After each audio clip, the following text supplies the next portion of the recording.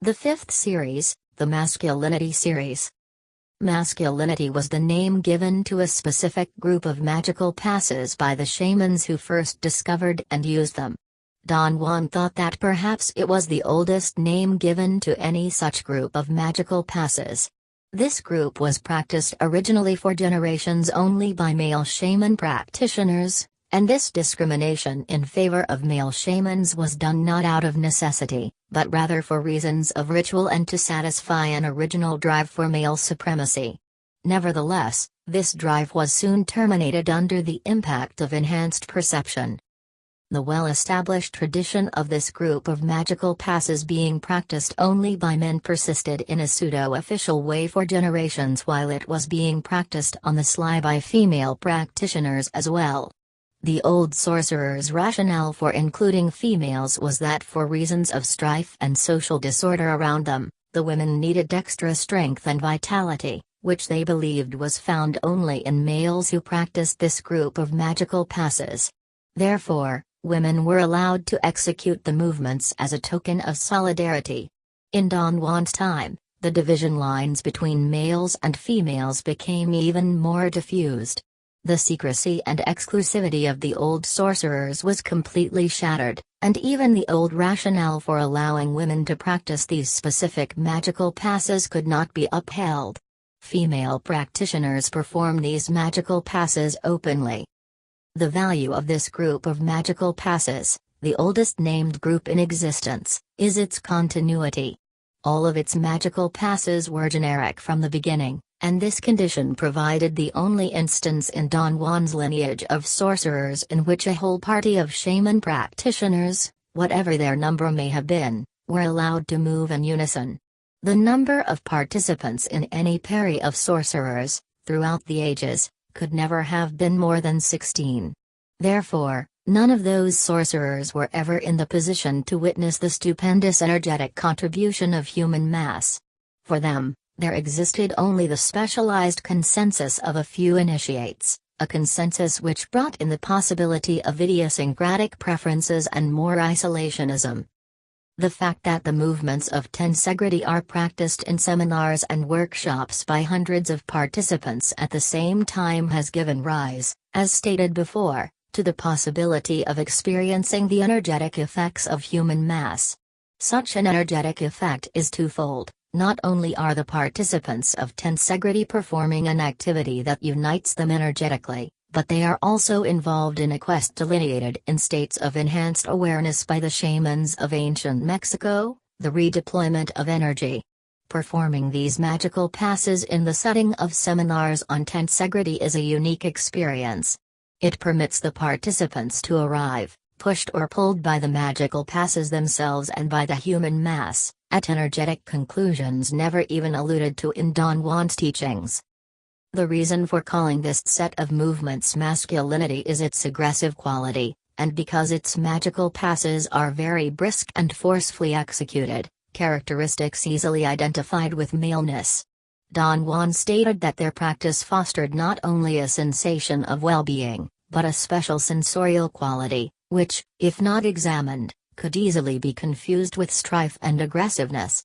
However, if it is carefully scrutinized, it is immediately apparent that it is, rather, an unmistakable sensation of readiness that places the practitioners at a level from which they could strike toward the unknown. Another reason that the shamans of ancient Mexico called this group of magical passes masculinity was because the males who practiced it became a special type of practitioner who didn't need to be taken by the hand. They became men who benefited indirectly from everything they did. Ideally, the energy generated by this group of magical passes goes to the centers of vitality themselves, as if every center made an automatic bidding for energy, which goes first to the center that needs it the most. For Don Juan Matus's disciples, this set of magical passes became the most crucial element in their training. Don Juan himself introduced it to them as a common denominator, meaning that he urged them to practice the set unaltered. What Lai wanted was to prepare his disciples to withstand the rigors of journeying in the unknown. In tensegrity, the word series has been added to the name masculinity to put it on a par with the other series of tensegrity. The masculinity series is divided into 3 groups, each consisting of 10 magical passes. The goal of the first and second groups of the masculinity series is the tuning of tendon energy. Each of these 20 magical passes is short, but extremely focused. Tensegrity practitioners are seriously encouraged, as the shamanistic practitioners of ancient times were, to get the maximum effect from the short movements by aiming to release a jolt of tendon energy every time they execute them. But don't you think, Don Juan, that every time I release this jolt of energy, I'm actually wasting my tendon energy, and draining it out of me? I asked him on one occasion. You can't drain any energy out of yourself, he said. The energy that you are seemingly wasting by delivering a jolt to the air is not really being wasted, because it never leaves your boundaries, wherever those boundaries may be. So what you're really doing is delivering a jolt of energy to what the sorcerers of ancient Mexico called our crust, our bark. Those sorcerers stated that energetically, human beings are like luminous balls that have a thick peel around them, like an orange. Some of them have something even harder and thicker, like the bark of an old tree. Don Juan explained carefully that this simile of human beings being like an orange was somehow misleading because the peel or the bark that we have is located inside our boundaries, just as if an orange had its peel inside the orange itself. He said that this bark or peel was the crusted down energy that had been discarded throughout our lifetime from our vital centers of energy, because of the wear and tear of daily life. Is it beneficial to hit this bark, Don Juan? I asked.